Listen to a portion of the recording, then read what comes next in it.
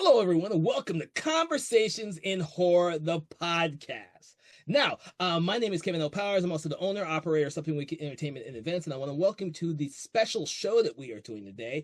For some of you, you're going to be listening to it like a regular podcast, regular episode. That's a little special. For some of you, you'll be able to watch the actual video version. So if you go to our YouTube page or Vimeo page, you'll be able to watch the actual video interview that I'm about to do. So we are doing something a little special this time. We're going to actually be doing an interview with someone today because there is an amazing new book out that I want to promote because it's highlighting a film that fits right into our wheelhouse.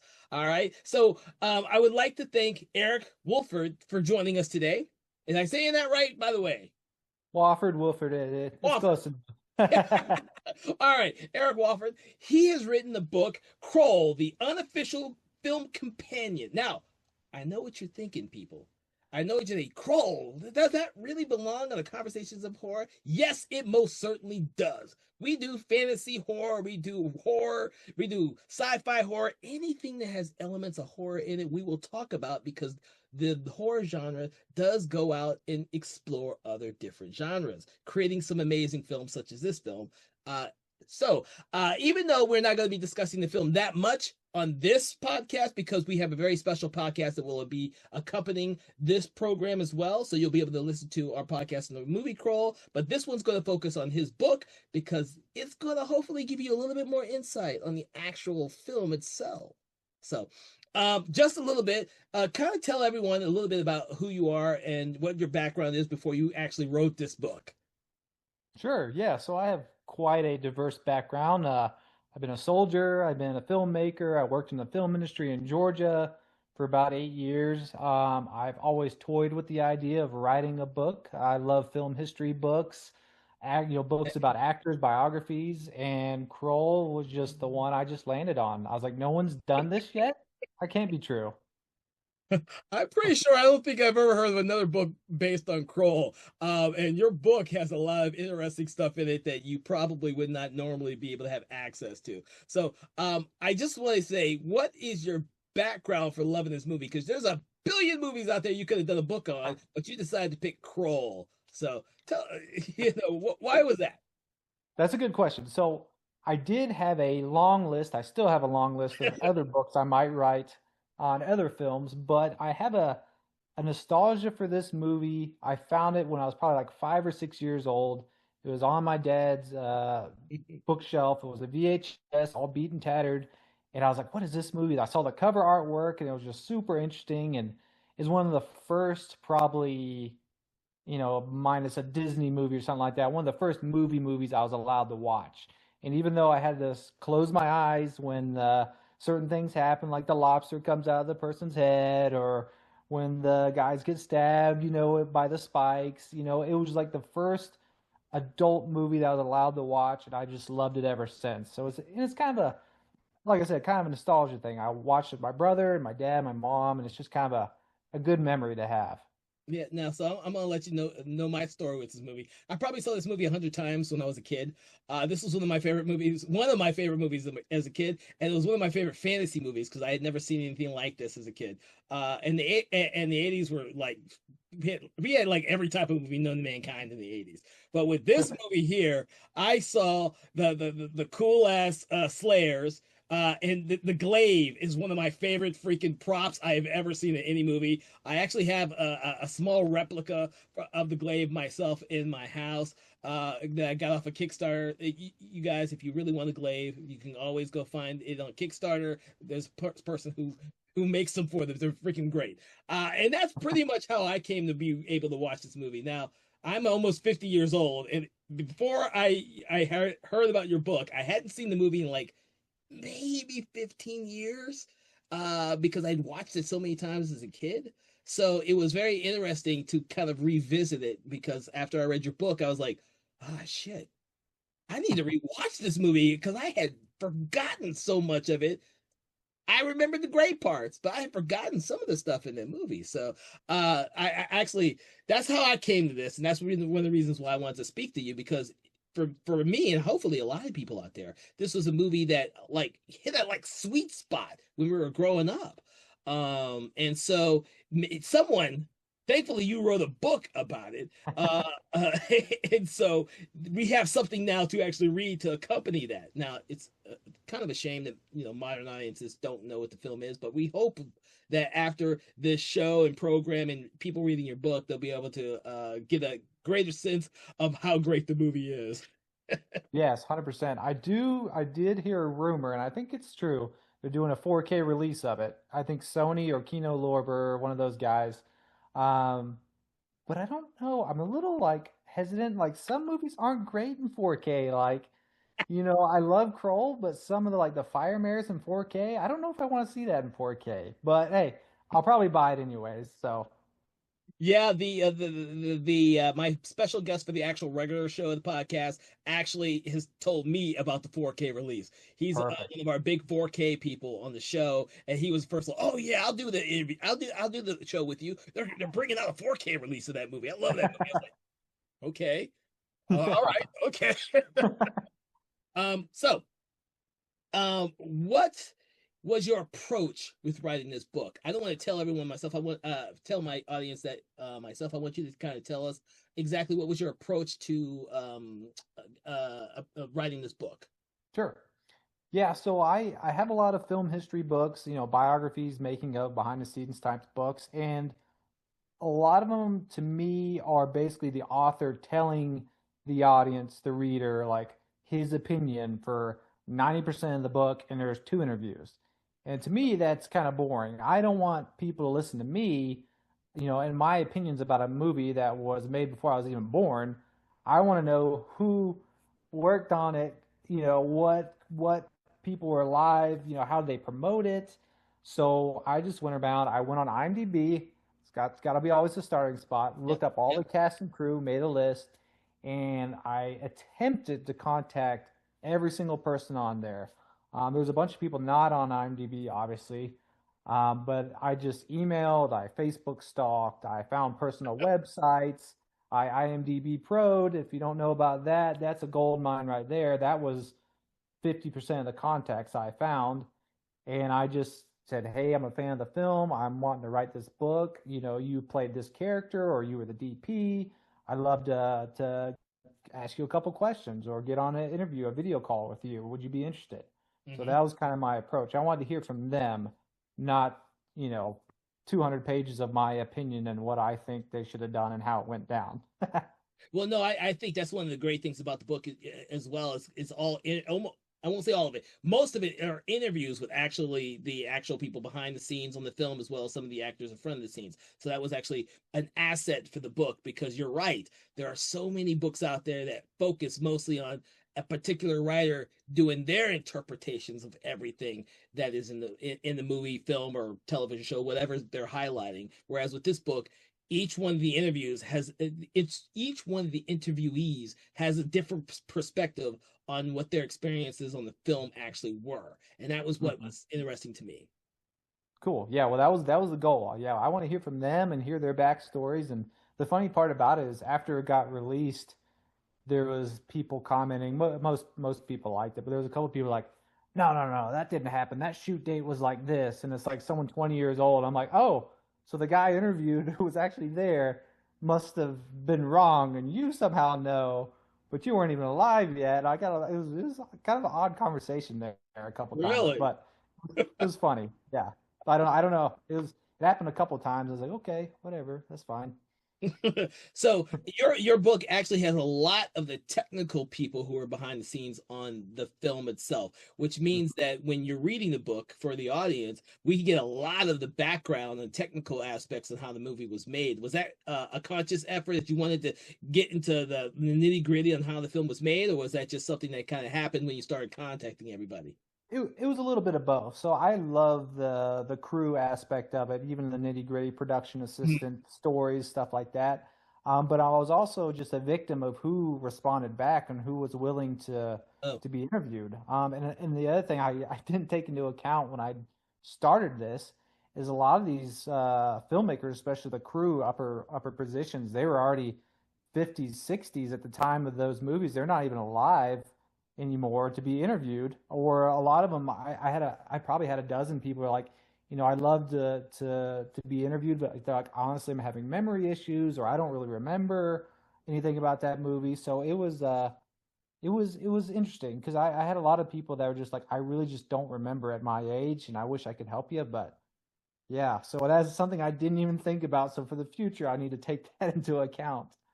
Wow, I wouldn't have thought about that either, but I Yeah, guess I guess so. This movie was an '80s movie, so it has some yeah, age to it. Uh, yeah. It does. so if that was one of the more, what was the easiest aspect of putting this book together? The easiest aspect, I guess, just the actual interviews. Like once you got someone on camera, or once someone responded back to email, they were whoever I did get committals from, they were super excited. They're happy to tell the story. They kind of feel like me and you do, like this is like cult classic is kind of overused term, but they're like, this is a great movie. It had a great cast. It had great, super experienced crew. A lot of guys out of the UK that worked on big, big budget movies before Crawl and after. So there's a lot of talent, in front of and behind the camera that I don't think this movie gets credit for. No, I don't think so either. Until I read your book, I hadn't realized how much of the crew was from the UK. And I was like, oh, I would have never thought about any of this had I not read the book. I was like, that's interesting. That makes it a little bit, and especially that some of the visual effects and some of the techniques that were used in the film were kind of new at the time, and they were Hmm. trying to figure all this stuff out as they were doing it. I was like, okay, these are the aspects of the film that get kind of overlooked, because of the time period in which it's made, and so much time has passed, and now everything's done with CGI and computer technology. Now they kind of forget the early stages of how we came to be where we are now. Right, I've heard. exactly. Oh no, I have friends who say, "Oh man, I remember that movie. That movie's so cheesy," and I'm like, "Cheesy?" So because it never seemed cheesy to me when I was growing up. But I was a kid. I saw it like 100 times. It was never cheesy to me. It was always exciting. Without me knowing it, I was like enamored with the fact that it was like this kind of hero who's going after the great evil. It was like a Star Wars movie to me, without it being like Star Wars. Like, thank God there's not a bunch of freaking droids in the movie or any of that stuff. I was still in that fantasy aspect. And one of the things why I liked it so much. So that Yeah, I agree with you 100%. I'm hoping that your book will kind of bring out the woodwork of those people that love it as much as we do, because I think that in order for older movies to be appreciated more by newer audiences, books like this need to be made, because we kind of forget, or audiences kind of forget that the stuff that's made now, and the CGI and the visual effects and stuff like the Avengers and Avatar, had to come from somewhere first. Someone had to Hmm. create that first. And because this is an older movie, it kind of gets overlooked. I can't. I will tell everyone who's listening and watching this right now that there is no movie that came out with a weapon as cool as the glaive. I don't care what anyone says. Yep, I 100% agree. It is the coolest weapon ever, for sure. Yeah, I always, as a kid, I always thought that they should have used it more, but I understand as an adult now why it wasn't used as much. Right. You don't want to use it too much. Right, right. It can't be a lightsaber. I mean, come on. So, kind of, I know was this your first book, or how did you approach this as being, because your background's in filmmaking, your background's in the military. How did you like kind of approach writing this book? You know? Yeah, it was kind of a learning curve. So I've done a couple short films. I've done a feature film. So I've written a bunch of scripts. I love script writing. That's like Yeah. my first passion. Um, but it was like you have to figure it out how to write this. It's like the complete opposite process for writing a script is writing this, because you're not making, well, you shouldn't be making anything up for this book. You're supposed to be getting the facts, and it's more like investigative journalist type Yeah. work, which I really hadn't done before. So it was a little bit of a learning curve, but once I kind of got a couple interviews under my belt, I was like, this is actually a lot of fun too. Okay. And how long if you remember, how long did it take you to kind of collate all these interviews and all this information before you started writing the book? It was honestly from when I first emailed the first person to when I was wrapped up and done and off to the publisher, about a year and a half. Oh, A lot of people, a lot of people they're still working in the industry, a lot of the younger guys, and they're on movies, so they're like, "Hey, when I'm off this movie, I'll give you an interview, or when I have a break, when I get back from this." So it was a lot a lot of waiting, which was wow. a little bit aggravating, but I mean, it is what it is. You got to get your interview. So, yeah, again, I'm just at the mercy of whoever wants to commit and what their timetable is. Yeah, because I was I trying to figure out exactly when did you find when did you realize, okay, this was the last interview, I need to start writing it, or I just need to hold off for these more interviews before I can actually start the writing phase. When did that all kind of come together for you? Yeah, so I kind of, while I was waiting for people to answer me back, I already started working on the cast and crew kind of bio pages with Mhm. their background of film. So I already started on that. And then I had a couple interviews kind of come in right off the bat. The first one I got committed was Graham McGrath, who plays Titch. That was a great interview. And then I had a couple guys, Kent Hill, who kind of does an essay, kind of arguing against how this is not a Star Wars knockoff. It's That's why I something mentioned. completely different. Yeah, so he was working on that in the meantime. So I was trying to do what I could while I was waiting on other people, but a lot of the stuff I couldn't finish until I had everything done and I knew who was on board. So yeah, it was kind of like hurry up and wait. It took a while, but yeah, it was still a lot of fun. It was a lot of fun.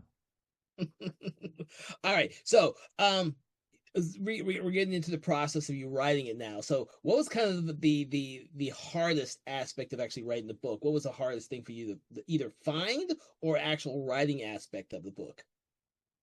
It was the groundwork. Oh, the groundwork. Trying to get people, yeah, try and just find context for a lot of these people. A lot of times I would interview or I would email their manager, their publicist, Okay. their personal assistant, their website, find them on Facebook or whatever. And a lot of guys I could never find. I never found Alan Armstrong, which was like, he's my favorite character in the movie. He plays Torquil. I love him. I even found his son was on Facebook or Instagram, messaged him.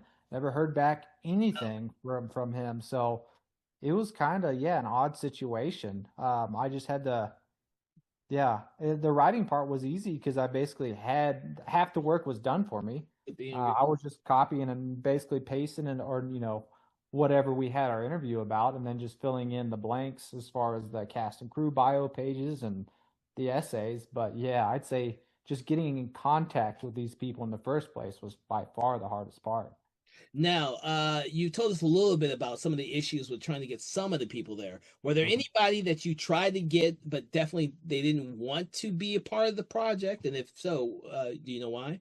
Yeah, so that was kind of another shocking aspect I didn't even think about. I had a lot of people that this kind of put a shadow on their career. They didn't get a lot of work after this. One of them being Ken Marshall. Hmm. He doesn't, I never actually personally spoke to him because he's not even in the industry anymore. But they had a screening in California last year with Liza Anthony and Ken Marshall, and a friend of mine actually went to the screening and met them and said, "Hey, I don't know if you ever got an email from this guy named Erick Wofford, but he's doing a book, on Kroll, and he'd love to interview you, Mr. Marshall." And he was super nice, but he basically said, "You know what? I This is kind of the one of the few movies I really don't want to talk about because it was kind of my high point and also kind of ruined my career. It bombed so bad." He's like, "I didn't get a lot of work from it. I got a lot of like negative press from it."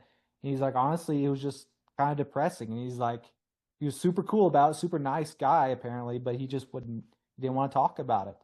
The DP, which I can't remember his name at the moment, I think it's Peter something, was like best friends with the director, and I talked to him several times on email, and he was like, "Yeah," he's like, I'm just gonna have to pass on this." He's like, "I don't think it's our best work and my friend's best work." He's like, "If you want to talk about Bullet or something like that," he's like 100%, but he's like, "It's kind of a negative mark on my career and his career," and I had a lot of that. and I didn't even think about that. The first person I emailed was Liam Neeson, was his agent, and I never heard an answer from Liam Neeson, but his agent just said he's very busy right now. He's on a movie and he doesn't really discuss Crawl. And if you listen to interviews Wow. with Liam Neeson, like he never brings up Crawl. Like, and I find that strange. Like it was I think his second big movie. He did Excalibur and then Crawl almost, a couple years apart. And I thought he was great in Crawl. See, so did I. When I rewatched it, I was like, "Oh wait, he has a lot of lines in this movie. He Yeah, actually has he has some really good character bits in this movie compared to some of the other of I keep it. They're not robbers. yeah, yeah, yeah. But I The, was like, because I had forgotten he was in the movie. To be honest with you, 15 years ago, I don't know if I really knew who Liam Neeson was 15 right, years right. ago when I was watching this. I definitely didn't know what it was. Yeah, he's got a But great death scene. I thought he was great in the movie. I would have loved to interview him, but yeah, I ran into that a lot. A lot of people like avoided the interview, like, "Ooh, that movie bombed. I don't really want to talk about it. I'll talk about something else." Or, I didn't get a lot of work after that. It was like, what? Like, even if the movie bombed, like the craftsmanship itself and the acting was great. Like, I don't see how someone could, not give you work or something like that based off Kroll, like whether it bombed or not. It's well made movie at least in my opinion. in my opinion, it is too. I just happen to, like I said, I rewatched it recently because of the book, and we were doing a show on it, and I was like, I had forgotten how much I really loved it because when you're young, you watch some of these movies and they leave an impression on you. And then Hmm. you watch them a lot of times. I don't know if it was for you, but this is how I grew up. I watched it so many times, I had memorized the film. And as you get older, you don't go back to those films that you grew up with that often. You watch new movies and you kind of remember the nostalgia for these great movies or movies you think were great when you were growing up. Uh, Yeah. Crawl has always been one of those movies because there's not many fantasy movies that really hit it with me. When I was younger, it would be like this and Dark Crystal and Labyrinth. I always like those darker fantasy Yeah. movies, Legend. And so those stuck with me. Whereas some of the other ones that were more realistic, like Excalibur, and I've seen those. I grew up with those, but they didn't stick with me like this movie did. Sure. So it's hard for me when you tell me that because the movie bombed, and I never kept track of what movies bombed or didn't bomb when you're a kid. Who cares about Right. that stuff? You care Yeah. what you like. And so it's kind of hard for me to realize, like kind of like you, that when you tried to interview these people, that they were like, oh, they just don't want to talk about it because it was such a blemish on their careers. And as a fan of the movie, I kind of feel a little bad about people for that. I mean, I can understand why you don't want to talk about it. To be honest with you, I do understand. I don't talk about some of my bad movies that I made. Don't talk to me about that movie. Yeah. I made some bad movies before. I know exactly what they're talking about. Yeah. But none of my movies are going to become cult movies or cult classics. I consider Kroll a cult movie, a cult classic movie. The people when I ask, they either have a good memory of the movie or they have a bad memory of the movie because they're younger people, they're a younger audience member who saw it when they were much older. So they don't have like that thing like I do when I grew up with it. So it's Right. always good to talk to someone about stuff like that because it's a dying thing now.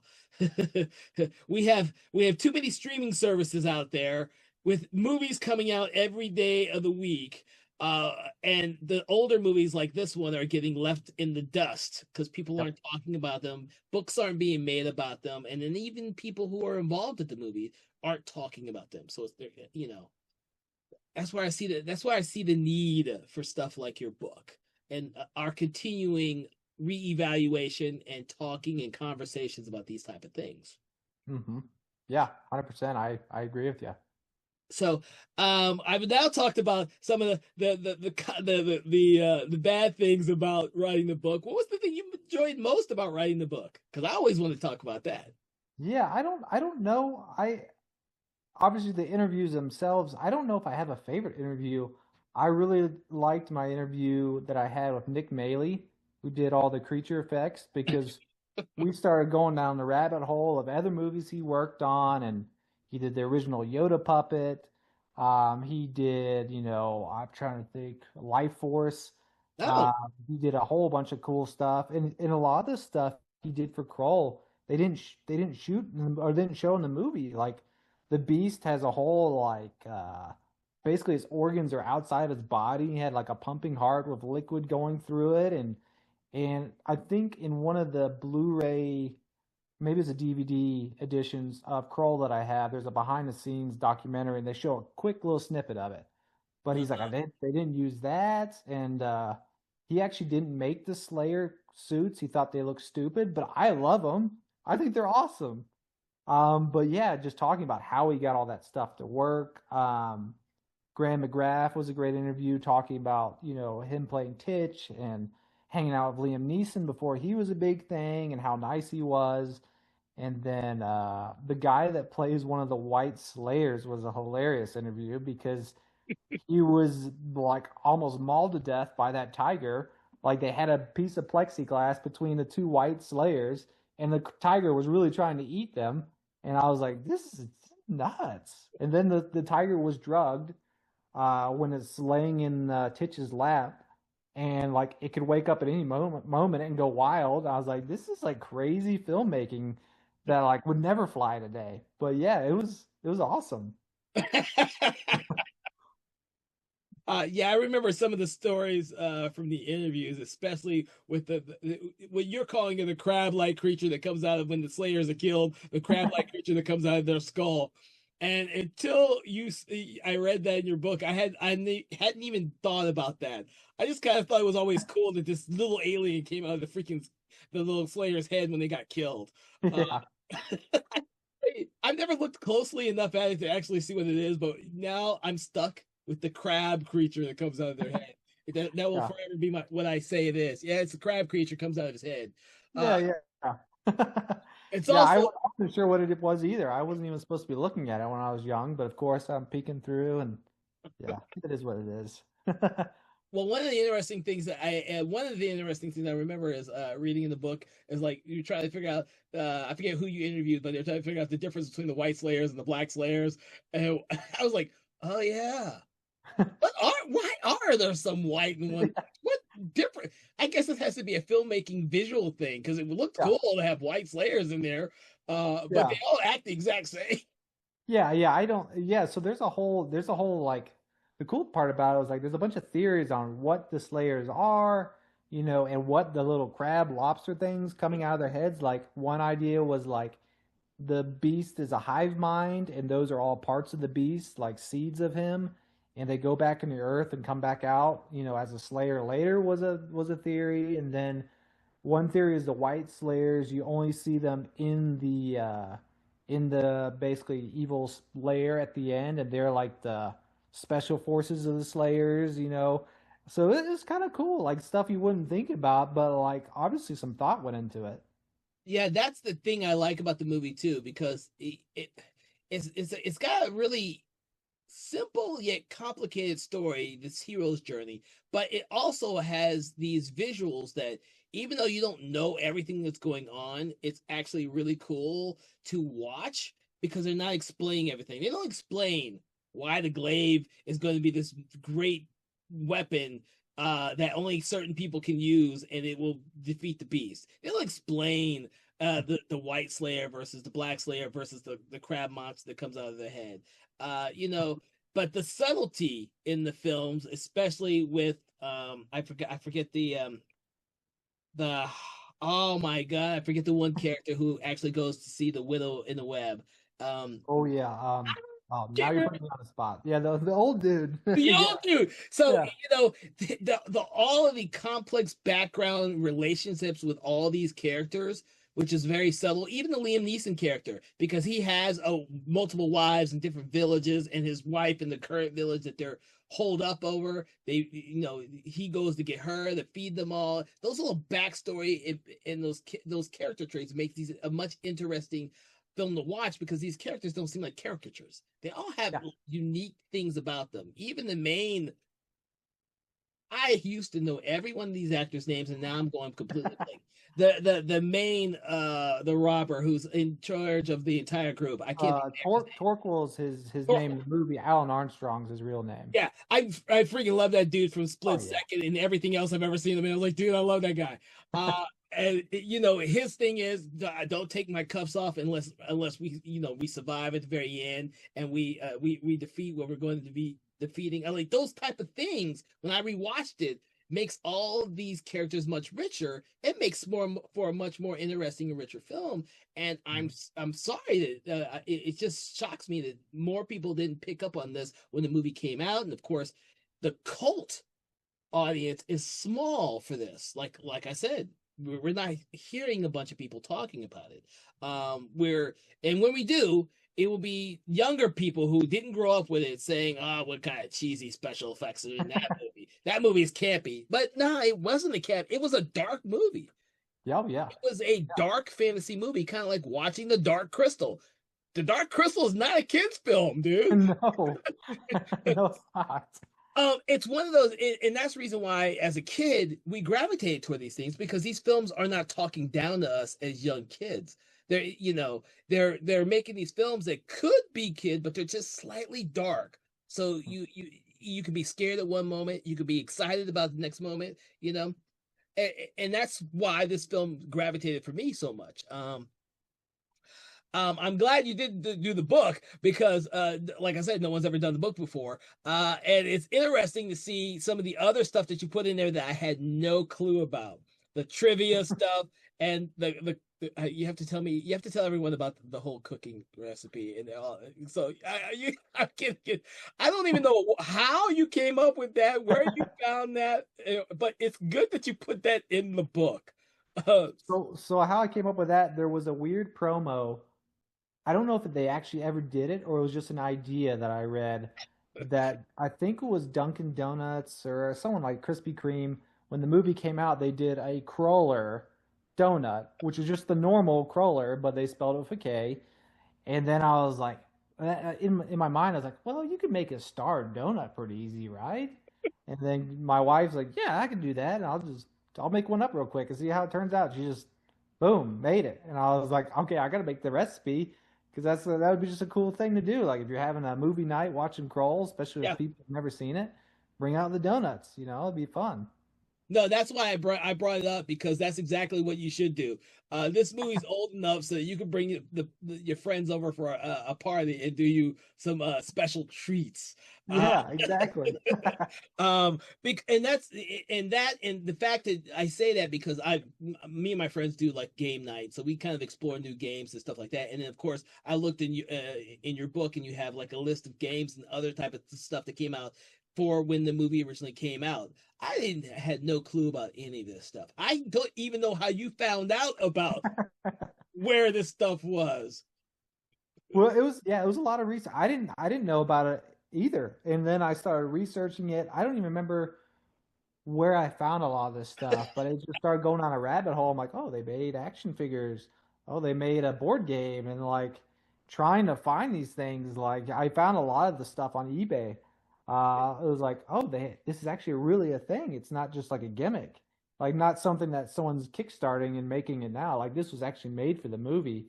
And then when the movie bombed, they're like, okay, we'll just cut the merchandising. We're not going to do much of it. So if you can find that stuff, it's like rare and like worth a lot of money now. So you bring up, and we've talked about this a little bit. You brought up something that I want to kind of discuss a little bit, which is why do you think the movie bombed?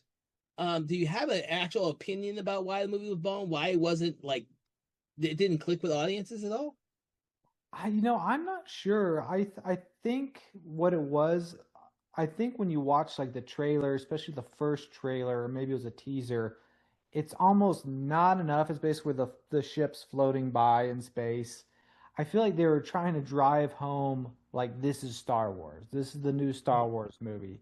And as you know, it's not Star Wars. And I Uh, think a lot of people are like, "Oh yeah, lightsabers and Han Solo and a bunch of goofy aliens," like, and then they watch it and they're like, "Oh, this is like nothing like that." And yeah, there's elements of Star Wars or Excalibur stuff like that in there, but it's uniquely its own story and the characters. And I think that was probably part of it. And a lot of people said like, "Oh, well, the cast wasn't as well known as Star Wars." I was like, Harrison Ford wasn't a big Yeah. guy. Mark Hamill wasn't a big guy. Carrie Fisher maybe had a little bit of stuff going on, but especially in the UK, like a lot of those actors, especially like the Seer and the guy that plays the Cyclops, they're like super well known in the UK, like big actors. So I don't buy into that. I think it maybe was just a matter of timing between it coming out in between Empire Strikes Back and Return of the Jedi, and then trying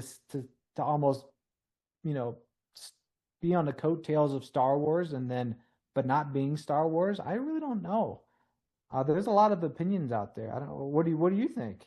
So I have this strange love for these type of fantasy films from the 80s because I grew up in that time period. And so most all the ones I grew up with that I loved all tanked at the box office. So I just kind of think that most of the time people just don't like them. Like I'm a huge fan of Buckaroo Banzai Across the Eighth Dimension. No one talks about that movie. Okay. I am a huge fan of Big Trouble in Little China. Oh Uh, yeah. People talk about that one, but that movie tanked at the box office as well. Uh, Yep. Kroll, I love. It tanked at the box office. I have this weird love for movies that just tank at the box office because as a kid, these movies were the greatest thing I had ever seen. Okay.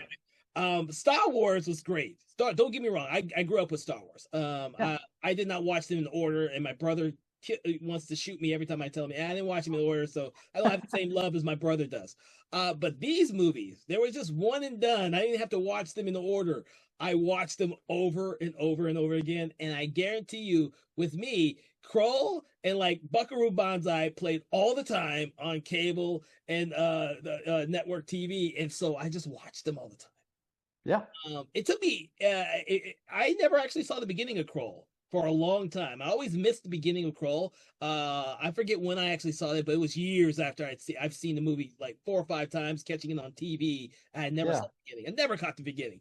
So I Huh. didn't see the whole spaceship coming in, and that Yeah.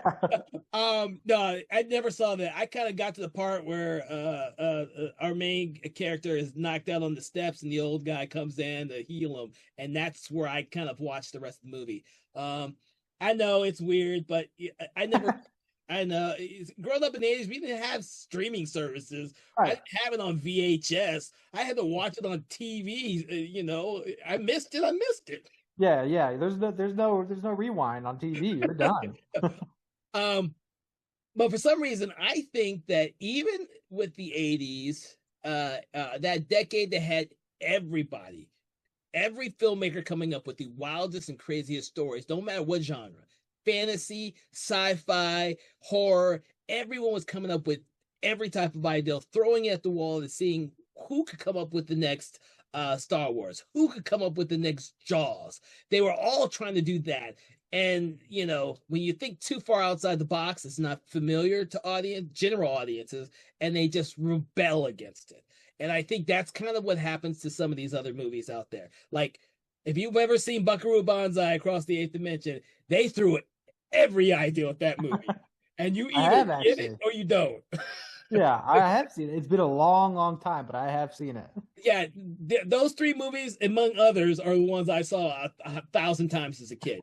Uh, and so that's why I say when you wrote the book, I was like, someone wrote a book about Kroll? Oh my God. Yeah. I think when I forget how I came across it. I don't know if we had a conversation about it first and then I went out and bought it, or how it all worked out. But because of that, I was like, there's got to be other people out there who love these things as much as we do, that appreciate them, or know people who can appreciate them. I'm hoping that we could find those type of people to appreciate movies like this. So Yeah, absolutely. getting into the movie itself, what kind of what are your feelings about this movie itself? I like I said, I still love it. I know a lot of it's nostalgia, Yeah, but I think it's really well, like you said, like the characters, like such unique, interesting backstories that just were not being done. Like the yeah, Cyclops, knowing he's gonna die, but deciding to still come. The terrible magician that can't do anything right. Like it. it's not like stuff you do at that time. I think all the characters' backstories are great. The acting's great. Even the effects, like yeah, there's a couple stuff that's hasn't aged well, but a lot of the suits and the creature effects Mhm. still look awesome. I think it's great, and Yeah. I like all the stuff. Seventh Voyage of Sinbad, and the Yes. old time machine, Mysterious Island. I don't I don't mind the aged stop motion No. dinosaurs. So none of it that's ever bothered me, but I still think it's a really well made film. And the score is like one of the best ever, I think. I forgot who did the score for this movie. It You, is, oh man. Mm, I keep trying to think about that, but I yeah, don't. let me look at my list, but the score is like it's one of the best ever. Now I can't think of his name. Yeah, I He's can't passed either. away. And I should know He's this. done Yeah, he's done like he did like every score in the 90s. Him and what's his name? The guy who does all the John Williams. Like John him and what? John Williams had everything. They were awesome. Jerry Goldsmith, John Williams, Yeah, I think did like the majority of everything back in the day. exactly. All right, so I kind of want to talk about the design, the cover design of your book because I thought it was really interesting because it goes for a very minimalistic approach, but the color scheme is very cool. What kind of explain that to us so that we have an idea of how that came about. Yeah, so I actually ran across the artwork. I can't remember where. I think it was when I was just researching the movie because you got to be careful when you're doing like artwork for the movie without having permission or rights from like the studio. You don't want a picture of the actor on there because then you get run into copyright issues as well. But I ran across this, and if you're a Kroll fan, you instantly know what that image is. But if you're not, you're gonna be like, oh, I never really someone in the water, like it's just ink blots, like you don't know what it is. But I was like, that is perfect. So I reached out to the guy that made it. His name's Robert Wright. He's actually out of Ireland. And I kind of told him, hey, I don't have much of a budget, but I'd love to do that image for my cover of the book. And I'm kind of interviewed these people, and he was super excited. Big Kroll fan. He's like, I'd love to be involved. He's like, yeah, whatever you want to do, and I'll tweak the text to make it look a little bit different from the movie, and shrink it down or do different colors. So he sent me a ton of options, and we kind of landed on that one. But yeah, I think it's super cool too. It'd be a great poster. Yeah, yeah, I love the contrast between the red and the black. I was like, damn that, and I have the hardback copy of the book. And for everyone who's watching this, I'll make sure to add a picture of that so you actually have an idea of what book you're looking for when you go search for it on Amazon and other fine book stores. Yeah, uh, yeah, cool. But yes, I had thought, oh, you could have just easily put a picture on there for the movie, but the way your cover was actually very striking, and you could put this 20 feet away from you, and it's gonna catch your eye because of the colors. I know a little bit about graphic design, not much. I'm a little bit more old school when it comes to artists and drawing myself, but I love the way that the artwork is actually on the book, and you're doing the Slayers. And if you've never seen the movie, you won't know what the hell a Slayer is. But any fan in the movie will know exactly what that image is because it's the Slayers. Thankfully you didn't try to put the Beast on there. No, no, no, no. Yeah, the Beast, like, which version? The one from the behind the scenes, or the one they show in the movie that's like you see nothing of? So, yeah, Well, and that's another thing. Like, if you're not a fan of the movie, hopefully you would see that image and be like, "What is that?" and pick it up, and then maybe there's a chance that person's going to want to read it. So that was kind of the thought behind yeah. it. No, no, I'll say it was a good choice, and that's why I wanted to make comment of it. So Yeah, I appreciate it. No, yeah, he's super nice guy. Yeah, like I said, Robert David Wright, he does all his own artwork. So if you want to Google him or whatever, he does all kinds of other movie, cool little artwork and pieces like that. So he's a good artist, good guy. Hmm. And so, what you did, and I almost forgot I was going to ask you a question about this, but you mentioned some of the essays in the book. I want because you have so much other content in the book. What made you want to add a couple of these essays in the book? Yeah, so the one I did, which is a comparison of Mm. the paperback versus the finished movie. And that was basically just I wanted to read it and see if there was a lot of differences, and there actually was a ton. So that was the idea behind that, and I thought that's unique enough to throw in there. It's not just my opinion; it's the differences. And then when I first announced I was doing a Kroll book, a guy by the name of Kent Hill reached out to me. He's from Australia, actually. Huge fan of the Kroll book, and he does film essays and stuff for his job. He's also a filmmaker as well, and he's like, "Hey, who have you interviewed? I'm super interested." And then I kind of looked up his backstory and his writing, and I was like, "Hey, it'd be kind of cool if you wanted to like contribute to the book." And he's like, "Well, what would you want to do?" And we both are super ticked about the stupid, oh, it's a Star Wars ripoff movie. I was like, "Do you want to kind of tackle this?" He's like, "Oh yeah, I'd love to." So his essay is whole, this is its own thing. It's not like Star Wars. There's some funny humor, sarcasm in there. Yes. So I thought it was a good contribution to it, and kind of break up the interview after interview after interview, kind of have something different for the reader. Now, I actually think that that's a great asset to the book itself is having that in there because the people who are aware of this film and who may not have ever looked at it in a critical or even a fan perspective, the first thing they're going to look at or think about is it's a ripoff of Star Wars, and it's good to have that in there to show that it's not a ripoff of Star Wars. It's its own thing, and this impression that audiences have that it is a ripoff of Star Wars is one of the reasons why I think a lot of people have not bothered to watch the movie.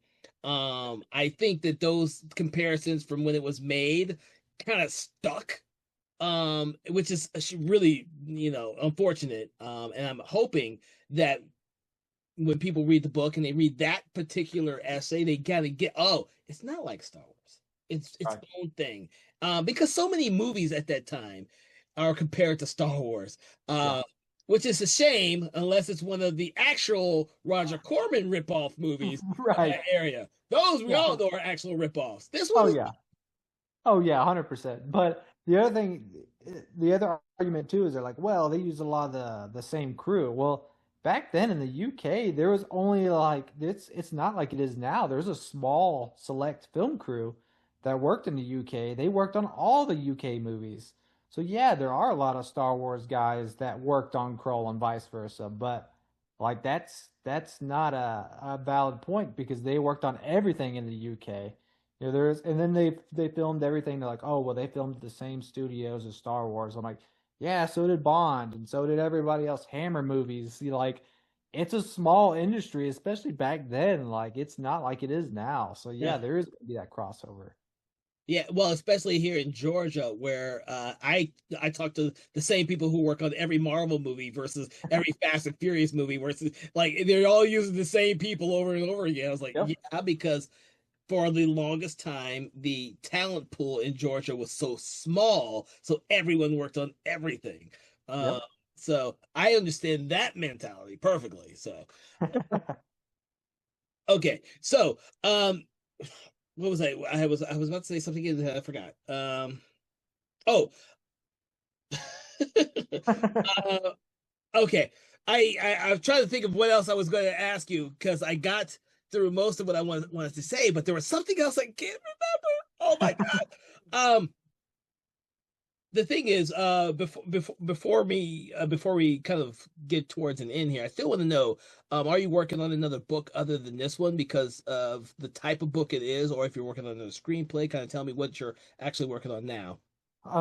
So right now, I'm not doing any screenplays at the moment. I'm trying to wrap up a feature film that's a horror anthology. I've got to shoot just a small section for the wraparound.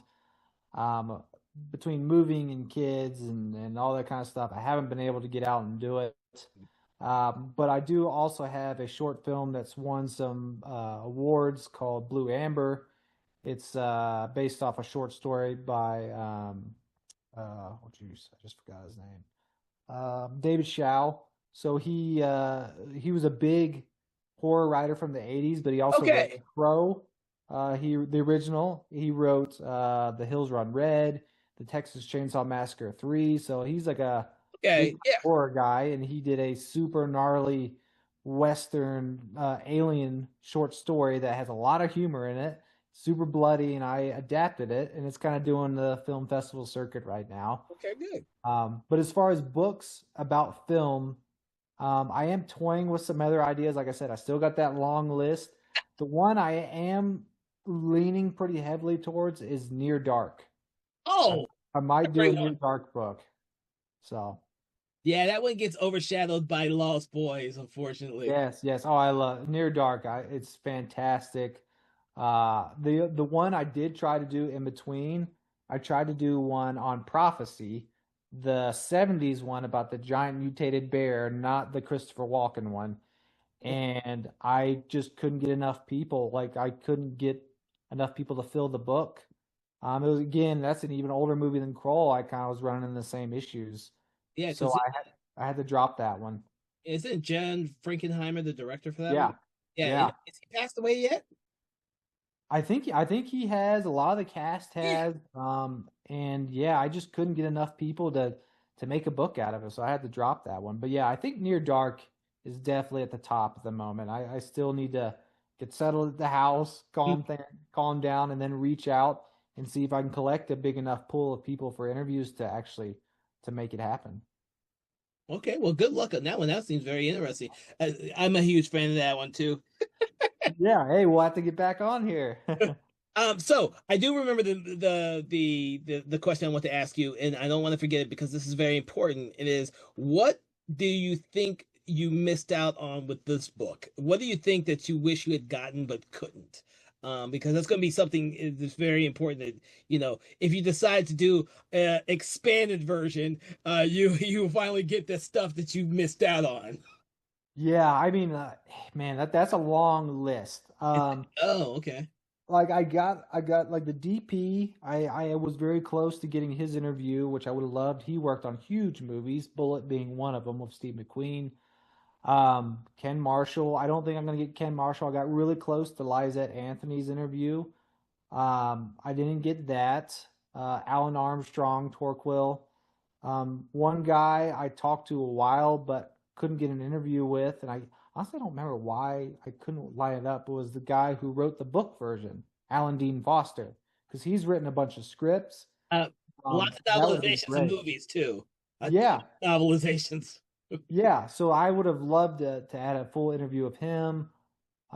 Shoot, I'm trying to remember. Yeah, I literally, I probably emailed over 200 people, cast and crew. Like I scoured it, and I'd say about 25% never got a response. I'd say 10% were passed away or they didn't remember. And then I'd say another 10, 15% were like, this was a black spot on my career. I don't want to discuss it. So like it was, I'd say only about 50% I got actual responses back. So there's a Yeah. lot of interviews I would have loved to have gotten. And then in hindsight, I probably would have maybe tried to get a bunch of interviews already down on paper and then reach out to some of the bigger people and be like, hey, so and so's already done it. Hey, I've already got a bunch of people on there. Because I think that might have scared a bunch of people. They're like, oh, well, he hasn't even interviewed anyone for this book yet. This is never going to happen. I now, though, I have had some contacts come back to me now the book's out that may do an expanded version with me. I don't want to say who because it's not a for sure thing yet. But now that the book has come out, I have had some of the people that originally said no.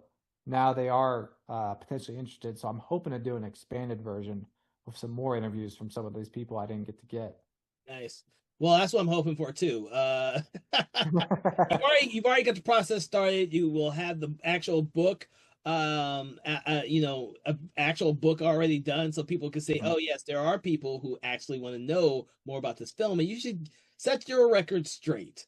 Yes. Let people know what your experiences were. It's unfortunate the movie bombed, but that did not affect your performance or your work on the film because the movie hadn't come out when you were still working on it. So Right. Right. I Exactly. that's how I see it. So, uh, Yeah. with that, is there any other thing you would like to tell us about their book or the movie Kroll itself? No, I think that's a good interview. I mean, I think we covered a lot there. I just say to anyone who hasn't seen Crawl, give it a shot. It's a lot of times it's on Tubi or something like that on a free streaming service. Mm, Especially if you're a fantasy, horror, sci-fi, 'cause it kind of covers all three of those genres easy.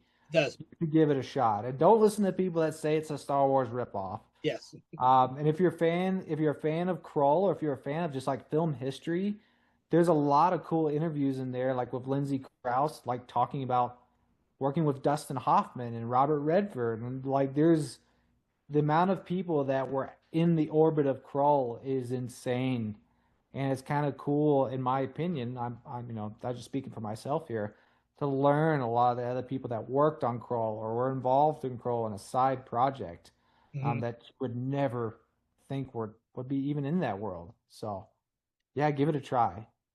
Okay. Well, I'm going to say a few last words. I'm hoping that with this interview, everyone who's listening and watching this interview, and for if you're listening to the actual podcast for the actual movie itself, we hope that you will have a greater appreciation of this film if you've seen it before. Now, for those of you out there who have never seen the film, we hope that you will actually go out there and actually check it out. And while you're at it, you should check out Erick's book as well, because it gives a lot of great behind the scenes information that the film itself doesn't give. And there probably isn't a whole lot of behind the scenes actual footage on the DVDs and Blu-rays yet, because unfortunately for this film, it has a lot of blemishes on it because it was a movie that did not make money at the box office. It did not make what the studios hoped it would be, and therefore it's been kind of, relegated to the cult status of film lovers out there. And the fact that it's a fantasy film. Fantasy films have the worst track record at the box office, and they're not nearly as fondly remembered as sci-fi movies or horror films when it comes to being cult movies. It's an unfortunate thing for the fantasy genre. It's not the same nowadays. Nowadays, we have plenty of fantasy films to actually gravitate towards, but back then, there were few and far between, and they weren't well remembered or well liked, except for people like me who grew up watching them 100 times. Uh, with that, I want to thank you, Erick, for joining me on this conversation of horror in which we got to delve deep into your book, Kroll, the unofficial film companion. I want you all to check it out. Check the show notes. I'm going to have the link to purchase the book there and to find out more information about the book. I also make sure to give you some information about where you can find the film, because I think it is on Tubi, actually. Everything seems to be on Tubi nowadays. Yeah, Um, for sure. yeah, everything seems to be on Tubi nowadays. But if not, go out there. There's going to be a 4K release of it coming out. So that should tell you one thing, that there is an audience out there for this film, or they wouldn't be wasting the money to convert it to 4K. Hey, that's a good point. That's an excellent point. It's unfortunate that there's not enough people who know about the film and love the film to keep the name of the movie in everyone's consciousness as generation goes by with each new generation. But that's why we have these books. That's why we have these conversations. That's why we have film historians and film critique and analysis to allow you to see these films in a different light. So with that, I'm Kevin L. Powers. I hope you've enjoyed Conversations in Horror. I hope you've enjoyed this amazing interview, and I hope that you'll check out all of our previous episodes that we've done in the past, as well as continuing to do more special episodes like this. From all of us here at Something Wicked Entertainment, I want to wish you a pleasant day, and check out that glaive in my hand if I had it right now. Have a good day. Conversations in Horror is a Broken Lighthouse Pictures production, written, produced, and directed by Kevin L. Powers, executive producer Kelly A. Inoka. All contents and material from this episode of Conversations in Horror is copyright 2025 Broken Lighthouse Pictures.